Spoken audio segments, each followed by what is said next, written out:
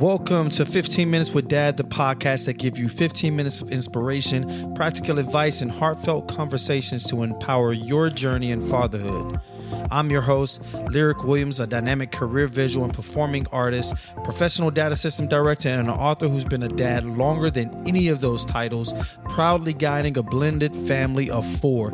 And here we dive into transformational strategies, real life stories, and actionable tips that helps you navigate the challenges of family life and divorce, all while growing into the best version of yourself. Whether you're looking to boost your emotional resilience, redefine your role as a father, or simply find balance in your everyday life, you're in the right place. So get ready to transform your fatherhood journey 1 minute at a time. Now let's get started. Hey brother, listen, this one's for you. If you're listening right now, I want you to take a deep breath, because what we're about to talk about, it's not easy, but it's necessary. Today, we're walking into something most men spend their whole lives avoiding: healing the inner child. Before you click away and think this is about being soft, let me tell you the truth. You can't lead your family, your kids, or your purpose if you're still fighting the ghosts from your childhood. Now, I'm not here as a therapist. I'm here as a father, a man who's been broken, rebuilt, and still learning to love himself while trying to lead his family well. So let's get into it. Statistically, more than 60% of men say they've never had an emotionally safe space growing up. Not at home, not at school, not anywhere. And when you add in all these socioeconomic barriers inside of that, the cultural barriers inside of that, the number can be even larger. And here's what happens when you grow up with that kind of silence. As a man or as a father, you learn to perform, you learn to protect, and you learn to pretend you're okay when you're not. So books like The Body Keeps the Score by Dr. Bessel Kolk talks about how our childhood experiences live in our nervous system long after we've become adults. You might not even realize it, but the anger you feel when your kid doesn't listen, the shutdown you go into when your partner starts to talk about her emotions, those reactions aren't really about now. They're echoes of a boy who never got to feel safe enough to speak up. And brother, I've been there. I know what it's like to think, if I just work harder, if I just provide more, they'll see I love them. But deep down, that boy in you is still waiting for someone to say, I see you. You matter. You're enough. Now let's be real for a minute. Men are struggling badly. According to the CDC here in the United States, men die by suicide nearly 4 times more often than women. Depression, substance abuse, and emotional burnout are higher than ever. And yet we're told to man up. But what if manning up means something different now? What if it means sitting with your pain instead of running from it? What if it means getting therapy, talking to another dad, or journaling instead of numbing out with a drink or a screen or some drugs? What if healing your childhood is actually the most masculine thing you could ever do? Because here's the truth. Your kids don't need a perfect father. Your wife doesn't need a perfect spouse. They need a healthy one. They don't need you to always be strong. They need you to always be real. So there's a quote from Dr. Gabor Maté, author of The Myth of Normal, that changed my life. He said, trauma isn't what happens to you. It's what happens inside of you because of what happened to you. Think about that. If you grew up in a home where love had conditions, where discipline was fear, where silence meant survival, you learn to protect yourself by shutting down emotionally. And now, maybe the same shutdowns is what's standing between you and your children, or you and your spouse. You might say, I don't want to yell like my dad did. But when your son spills milk or your daughter talks back, something in you just snaps. That's not who you are. It's what's in you that's unhealed. Now it's time to meet that boy inside you. The one who didn't get to cry. The one who didn't get hugged after failing. The one who still needs compassion and needs your compassion now. So where do we start? I'll give you something practical. 5 steps. I like to always leave you with 5 things you can do. But here's a simple 5-step process I've used in my own life. The first thing is you have to acknowledge that boy inside of you. You can't fix what you won't face. Write down one memory that still hurts. Say it out loud. Don't judge it. Just acknowledge it. So while we're talking about this inner boy, this inner child you have, there's also an inner protector and an inner healer that sits with that young boy.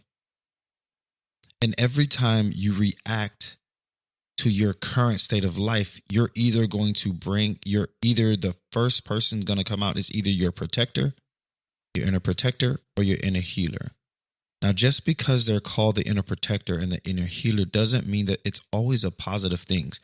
Because sometimes when you want to do something and you choose not to because you feel like you can't or you're incapable, that can be your inner protector telling you, hey, we've been here before.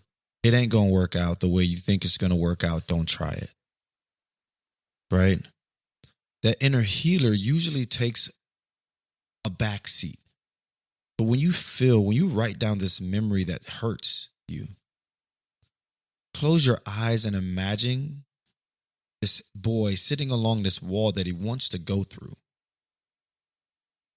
And on the other side, your healer is reaching out to you to pull you through this wall to your breakthrough. Find ways in your life where you can activate that inner healer. The inner protector has good intentions, but in most times when we have not healed our childhood trauma, it prevents us from living the life that we want to live. Number 2, forgive the version of you that didn't know better. You were doing your best you could with what you had. So grace starts with you.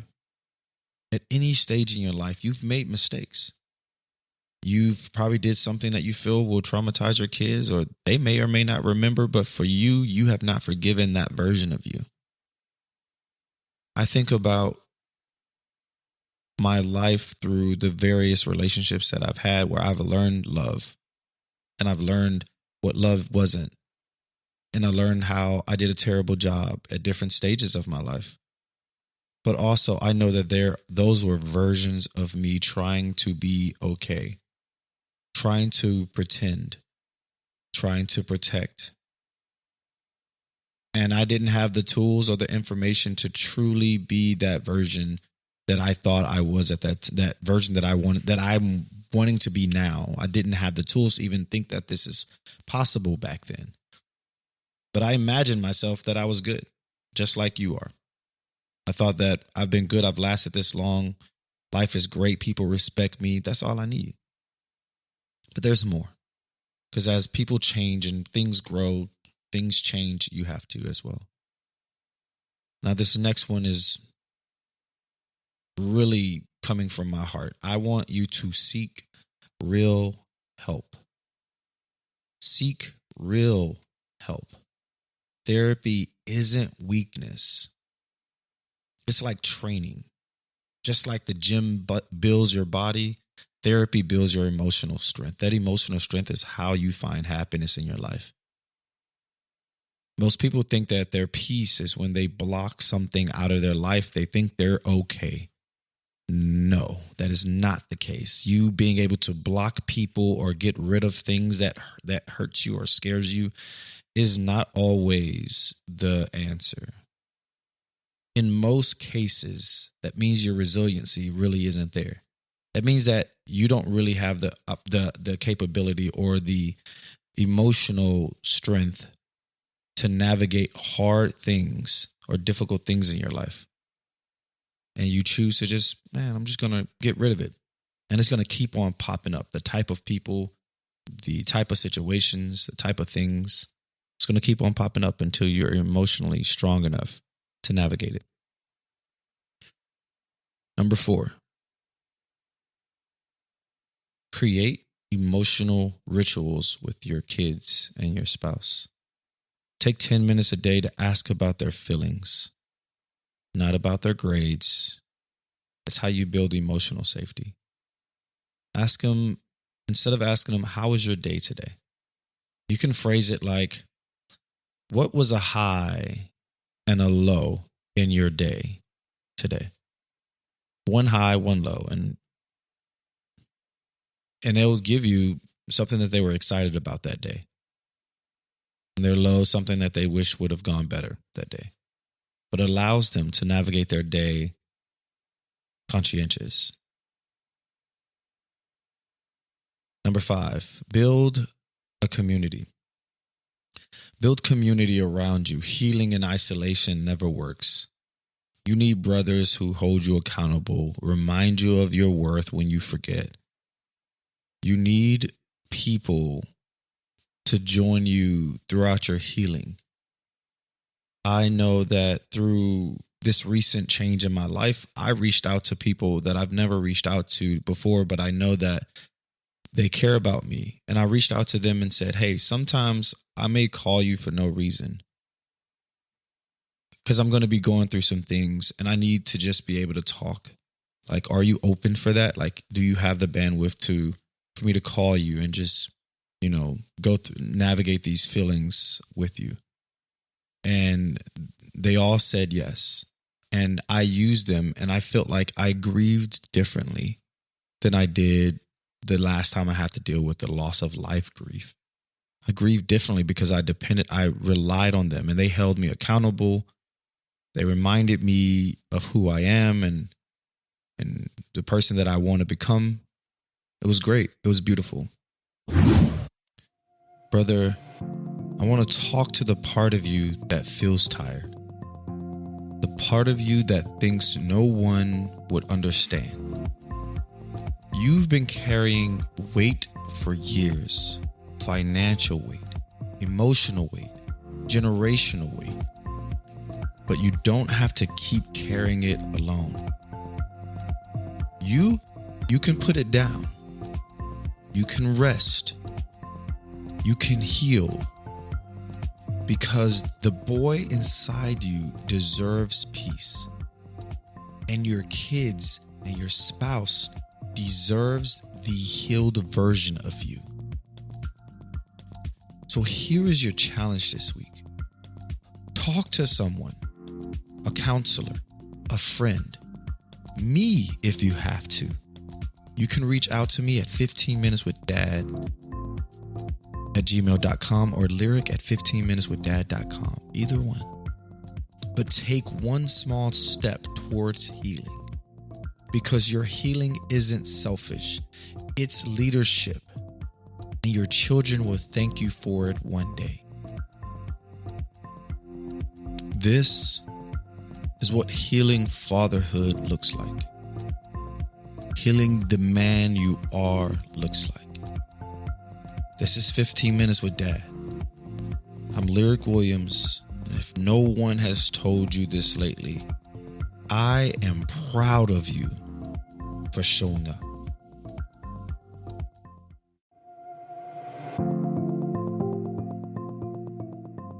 And just like that, we've hit an end of another epic journey here at 15 Minutes with Dad. I'm your host, Lirec, and I am thrilled to have shared this time with you. But guess what? The conversation is far from over.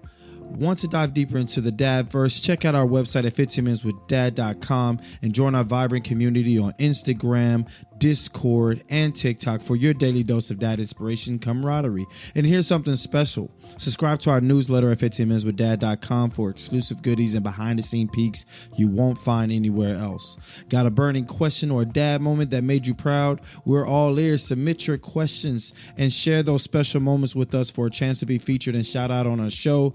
It's your time to shine in our dad community, so tap in with our Discord, and our server is at 15 Minutes with Dad. So tap in for that, engage with the community, and you will be featured on our show. Each week we will do another feature, so join in.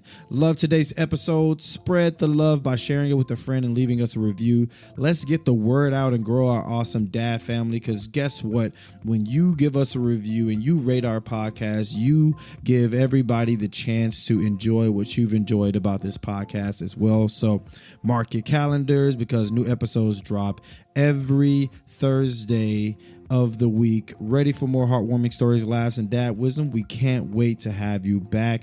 But until next time, keep being the amazing dad you are. Every day is a new adventure and every moment is special. Catch you on the next episode. Love, peace, and chicken grease.